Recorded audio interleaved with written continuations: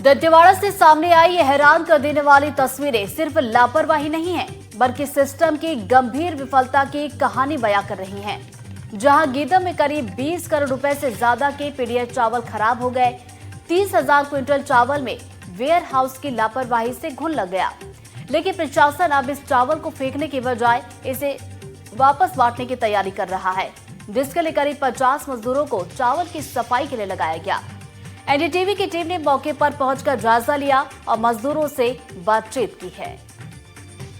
दर्जनों की तादाद पर लेबर लगे हुए हैं और ये जो मैं आपको दिखाऊं, ये फंगस लगा हुआ चावल है। इसमें कीड़े साफ तौर पे दिखाई दे रहे हैं।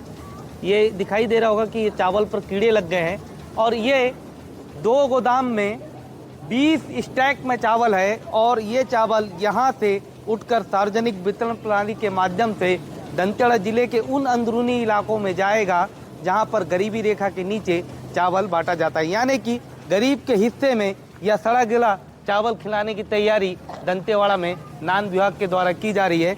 एनडीटीवी की टीम यहां पर पहुंची है। कोई जिम्मेदार अधिकारी यहां पर मीडिया के कैमरे के सामने बात करने के लिए मौजूद नहीं है। लेबर यहाँ पर लगे हुए हैं, लगातार साफ सफाई का काम यहाँ पर चल रहा है। मैं बता दूं कि देखिए वहाँ उस मशीन की ओर दिखाइए, इस मशीन में इस खराब चावल को डाला जा रहा है।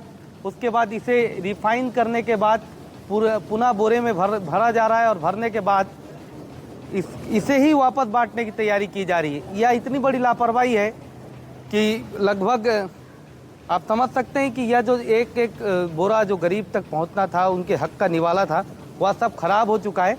अब जब यह खबर निकल के आई है तो इसमें लिपापोती कर इसे वापस भरने का काम वापस किया जा रहा है। मैं बता दूं कि देख सकते हैं कि इस पूरे गोदाम में, ये नान का गोदाम है, लगभग 20 स्टैक चावल यहाँ पर मौजूद है। ऐसे 2 गोदाम हैं। एक गोदाम पर हम पहुंचे हुए हैं। लेबरों से जानते हैं कितना दिन से आ रहे हो। कितना दिन से आ रहे हो तुम लोग यहाँ काम करने? 2 जन हो? नहीं, कितना दिन हो गया यहाँ पर ये सफाई करते हुए? 2 दिन। इसमें कीड़ा दिखाई देता है, छोटा छोटा दिखता है जी। ये वाला चावल तुमको देंगे खाने के लिए, तो बनाओगे घर में, खाओगे? साफ सफाई करके तो खा लेंगे ना। खा लेंगे ना, भिखारी लोग में तो खाएंगे ना। हम तो खाना पड़ेगा। गरीब लोग, हम गरीब लोग आदिवासी है, हम तो खाना पड़ेगा है। लेकिन ये चावल तो खराब हो गया है ना। खराब तो हुआ ऐसा बाबू, काय का जेब, हम आदिवासी, हम तो खाना पड़ेगा। देखिए कितनी बड़ी बात है, बोल रहे हैं कि हम तो आदिवासी हैं, हम तो गरीब हैं और हम तो इस चावल को खाएंगे। जिम्मेदार अधिकारी अपनी जिम्मेदारी से बच रहे हैं। हालांकि दंतेवाड़ा कलेक्टर और जो नान के अधिकारी हैं, उन्होंने यहाँ के जो गोदाम प्रभारी, उनकी जिम्मेदारी फिक्स की है। लगातार चावल को साफ किया जा रहा है। देखने वाली बात ये होगी कि क्या चावल साफ करने के बाद भी परीक्षण में खाने योग्य रहता है या नहीं। गीदम से एनडीटीवी के लिए पंकज सिंह, भदोरिया। वहीं नॉन कार्यालय ने खराब चावल को लेने से इनकार कर दिया और भुगतान न करने की बात कही है। सर, ये जो चावल है जून, जुलाई, अगस्त 2025 में उपार्जन किया गया है। मैं जिला प्रबंधक के पद पर दिसंबर में ज्वाइन किया हूँ, 2 तारीख को इस जिला कार्यालय में। 14 और 16 के भ्रमण के दौरान मुझे जानकारी मिली और मैंने अपनी आंखों से देखा कि 6 और 7 गोदाम में काफ़ी सारे स्टैक में लट्टू यानी जाला जिसको बोलते हैं, वो लगे हुए हैं। कलेक्टर साहब को इसकी लिखित सूचना दी गई। फूड इंस्पेक्टर द्वारा इसका पंचनामा बनाया गया। मेरे भी स्टेटमेंट दिए गए हैं। कलेक्टर साहब द्वारा चावल को साफ सूफ करके खाने लायक बना करके देने के निर्देश दिए हैं। उसके तहत वहाँ पे लेबर काम कर रहे हैं, साफ सफाई चल रहा है। छत्तीसगढ़ अपनी संस्कृति और कला के क्षेत्र में अपनी एक अलग पहचान रखता है। यहाँ पर तरह तरह के त्योहार और पर्व देखने को मिलते हैं। जहाँ एक तरफ किसान अपना ज्यादातर समय खेती को देते हैं, तो वहीं इस बीच अपनी संस्कृति को भी सहेजने में पीछे नहीं हटते। गांव में नवधा, रामायण, मातर, मंडई का आयोजन किया जाता है।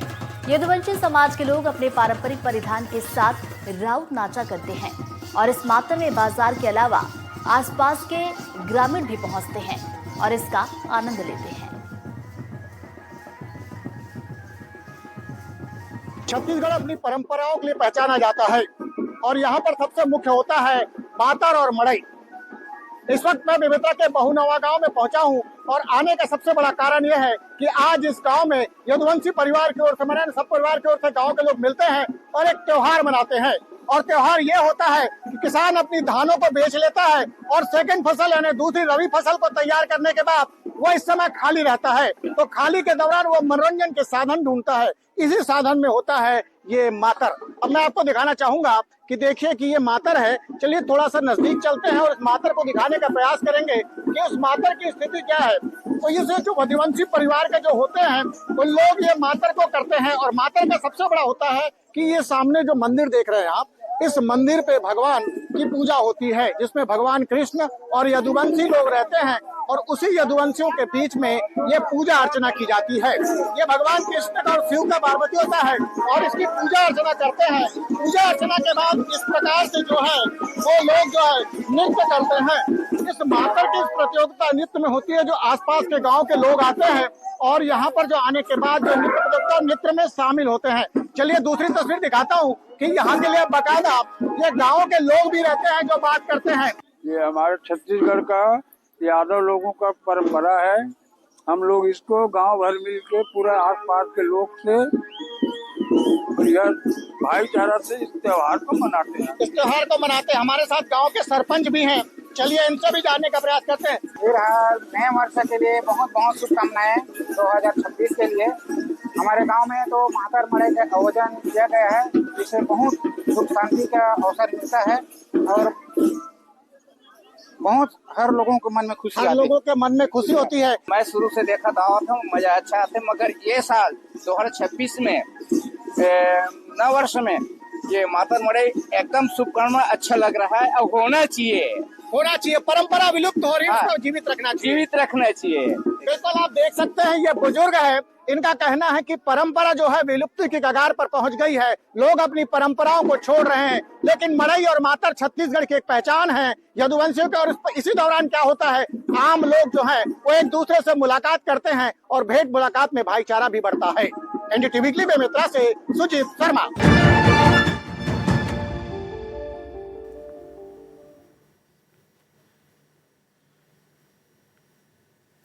और चलिए अब कुछ और खबरों पर नजर डालेंगे। बात करेंगे शाजापुर की, जहां पर मौसम का मिजाज अचानक से बदला है। बदलते मौसम के बीच सुबह से ही घना कोहरा छाया रहा, वही ठंडी हवाओं ने ठंड को और ज्यादा बढ़ा दिया है। मौसम विभाग के मुताबिक बीती रात अधिकतम तापमान 27 डिग्री तो न्यूनतम तापमान 13.4 डिग्री दर्ज किया गया। मौसम विभाग की माने तो आने वाले 3 दिनों तक शहर में सुबह और शाम तापमान में गिरावट देखने को मिलेगी। साथ ही घना कोहरा भी लोगों को परेशान करेगा। शाजापुर में शुक्रवार को बदलते मौसम के मिजाज के कारण शहर भर में ठिठुरन बढ़ गई। मौसम विभाग की माने तो शुक्रवार का तापमान अधिकतम 27 डिग्री दर्ज किया गया तो वहीं न्यूनतम 13.4 डिग्री दर्ज किया गया है। हालांकि चलती तेज हवाओं के कारण शहर भर में ठिठुरन महसूस की जा रही है। मौसम विभाग की माने तो आगामी 3 दिनों तक इसी तरह का मौसम रहने वाला, साथ ही कोहरे की भी एक लंबी चादर यहाँ पर दिखाई देगी। एनडीटीवी के लिए शाजापुर से अजय शर्मा की रिपोर्ट। डिंडौरी जिले में ठंड का प्रकोप जारी है। नए साल की शुरुआत के साथ ही मौसम का मिजाज अचानक से बदला। जिले का न्यूनतम तापमान करीब 10 डिग्री सेल्सियस दर्ज किया गया, जबकि सुबह से ही आसमान पर काले बादल छाए हुए हैं और बारिश के आसार बने हुए हैं। वहीं ग्रामीण इलाकों में घना कोहरा लोगों की मुश्किलें बढ़ा रहा है। डिंडौरी जिले में एक बार फिर से ठंड ने अपना तेवर दिखाना शुरू कर दिया है। बात की जाए न्यूनतम तापमान की तो न्यूनतम तापमान आज करीब 10 डिग्री सेल्सियस के आसपास दर्ज किया गया है। इस वक्त हम मौजूद हैं बस स्टैंड इलाके में और करीब 8:30 बजे का वक्त हो गया है, लेकिन अभी तक सूर्य के दर्शन नहीं हुए हैं। वहीं लोग जो है ठंड से बचने के लिए अलाव का सहारा ले रहे हैं। आप देख सकते हैं तस्वीरों में कि यहाँ लोग जो है ठंड से बचने के लिए अलाव का सहारा ले रहे हैं। वहीं जो मॉर्निंग वॉक में निकलने वाले लोग हैं वो भी इक्के दुक्के लोग जो है सड़क पे नजर आ रहे हैं। बस स्टैंड की आप तस्वीरें देख सकते हैं, यहाँ पर सन्नाटा पसरा हुआ है। तो कहीं ना कहीं ठंड के कारण लोग अपने घरों में दुबके हुए हैं और जो लोग यहाँ पे आग के पास आग ताप रहे हैं उनसे हम बात करते हैं, जानने की कोशिश करते हैं कि आखिरकार किस प्रकार से ठंड पड़ रही है। ठंड भैया बहुत तेज पड़ रही है यहाँ। देख रहे हो बदल कितने बज रहे, 9 बज रहे हैं, सूरज नहीं दिखाई दे रहा है, ठंड बहुत तेज पड़ रही है। लकड़ी का सहारा है, बस हो गया यही है, कम से कम इतना सहारा बना हुआ है। क्या बारिश के भी आसार लग रहे हैं? लग रहा है बारिश के, हाँ बारिश के आसार तो हैं। अब 9 बज रहे हैं, बदल है, बारिश तो होने की संभावना लग रही है भैया। बहुत ज्यादा ठंडी पड़ रही है। कहाँ से आए हैं आप? हम केरल से आ रहे हैं। बहुत ज्यादा ठंडी है, उधर भी मौसम सेम है, इधर जैसा ही मौसम है। एकदम हर जगह सन्नाटा पसरा हुआ है, जहाँ भी जाओ तो एकदम आदमी, बहुत कम से कम आदमी दिखाई दे रहे हैं। अभी तक देखने में आ रहा है कि बादल छाए हुए हैं, क्या लगता है बारिश की संभावना है, बादल छाया हुआ है, दिन दिख नहीं रहा है, ठंडी है, सन्नाटा छाया है, पूरा स्टैंड खाली दिख रहा है। आप तो स्वयं देख रहे हैं कि मौसम की क्या हाल है। ये अलाव के इंतजाम नगर बस ये नगर पार्षद द्वारा अलाव जला है, इसी के सहारा में लोग बाग खड़े हैं और सब अपना जीवन को मतलब ठंडी से बचत कर रहे हैं। क्या लगता है आने वाले दिनों में और ठंड में इजाफा होगा, क्या होगा? भैया बरसात होगा तो पानी ठंडी तो अधिक बढ़ेगी, अगर मौसम खराब हुआ और पानी गिरा तो फिर ठंडी भी अधिक होगी।